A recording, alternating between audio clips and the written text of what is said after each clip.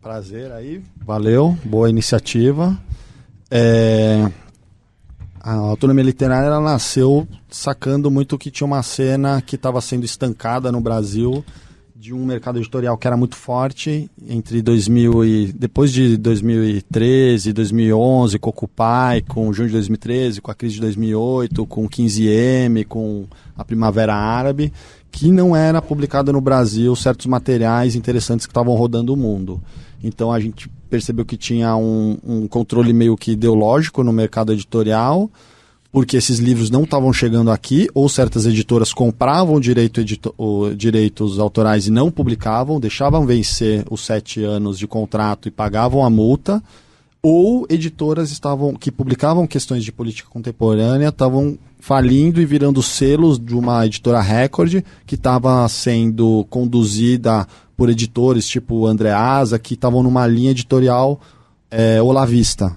Então eles estavam republicando lá livros do Olavo de Carvalho, que eram clássicos dos anos 90, estavam super publicando Rodrigo Constantino, Morgenstern, Reinaldo Azevedo e um monte desses caras, enquanto que essas editoras que, por exemplo, Paz e Terra, que publicava Eric Hobsbawm, publicava Negri, por exemplo, eles não republicavam esses livros e tinha uma grande demanda. Como a gente tinha uma livraria dentro da PUC, dentro do centro acadêmico, onde a gente também fazia a militância, a gente percebeu que tinha uma demanda que estava reprimida e começou a ir atrás desses títulos para publicar no Brasil, porque ninguém estava publicando e eles têm um grande público para explicar o que estava acontecendo numa perspectiva e numa leitura de esquerda ou de esquerda radical.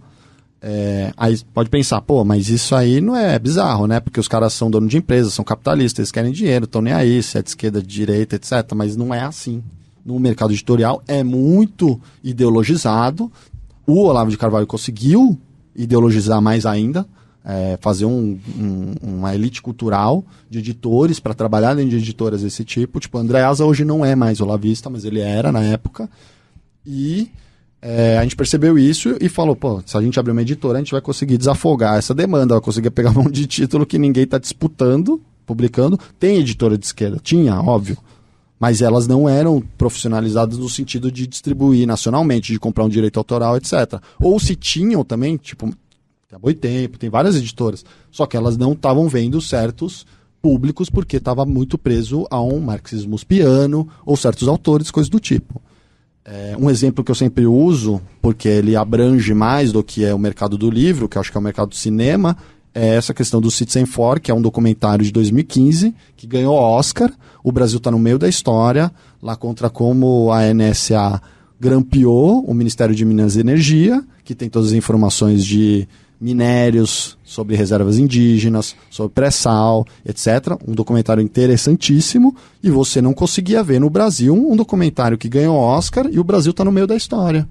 Então você tinha que ser meio hacker e ver no torrent esse documentário com Snowden, Laura Poitras, Glenn, para ver um documentário que o Brasil ganhou Oscar. E, tipo, eu tenho uma irmã que trabalha com cinema, é cineasta e tal, e para você passar no horário nobre para ganhar uma grana no cinema, você só precisa ter lá uns selos de Cannes, de Oscar, Festival de Berlim, Sundance, Toronto, e você consegue colocar nos horários nobres e segurar um mês e ganhar uma grana.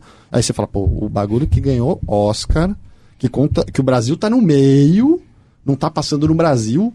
Então, tipo, a distribuição cultural, a distribuição do debate intelectual tá ideologizada. O capitalista no Brasil, ele já tem o poder político, ele já tem a grana, ele quer continuar disputando o poder político para manter ele. Então a gente percebeu essa cena, pegamos alguns títulos lá fora, tipo esse A Origem do Estado Islâmico, contava como os Estados Unidos, Israel e a Arábia Saudita tinham municiado os Estados Islâmicos para implodir lá uma relação das fronteiras da Rússia, que é o principal inimigo, com a Síria, etc. E tinham financiado os caras para tomar uma revolta, controlar ela, armada de uma forma fundamentalista, etc., e controlar o país e destruir aliados do seu principal adversário. O cara não é nem um super esquerdista militante, ele é um cara meio republicano, o pai dele cobriu a Guerra Civil Espanhola, e esse primeiro livro que a gente publicou, por exemplo, A gente vendeu 6.000 cópias. Isso é muito no mercado editorial de uma editora independente, tá ligado? É muito. Não, pode crer, eu lembro que na época fez um barulho, assim, eu lembro do lançamento desse livro, assim, eu via, todo lugar que eu via, tipo, ou tinha propaganda ou tinha gente recomendando, assim, falando, não, esse livro aqui é muito bom. Era um negócio assim que saiu, tipo, na 4 rodas. Pode Estadão. Hélio Gaspari me ligou. Aí você fala, cara, que loucura, mas qual que foi o feito? Qual que é a virtude? Apenas pegamos um livro bom, que seria equivalente a um filme que ganhou Oscar e Cannes. A gente só fez isso. Pode crer. Tá? Vários livros é isso também. A gente só pega lá um livro que é muito bom, só que ninguém vai distribuir no Brasil. Então a gente entra nisso. Claro que ao mesmo tempo a gente começou a publicar autores nacionais também, tipo o Boulos. Eu já tinha percebido que o Boulos, desde 2013, tinha uma série de movimentos, MPL, MTST, etc, etc. Tem alguns movimentos que implodiram por causa das questões internas ou se tornaram irrelevantes, tem outros que se tornaram os maiores movimentos urbanos hoje. MTST é um deles. Então, foi o Boulos. Ele tinha um livro, estava esgotado, foi lá, ressuscitei. Aí o negócio do Bem Viver, por exemplo, que é outro que também bombou muito na época. Todos os movimentos indígenas ou anticoloniais, etc., falavam de bem viver, mas não tinha o livro do bem viver. Esse conceito vem do rolê da Bolívia e do Equador.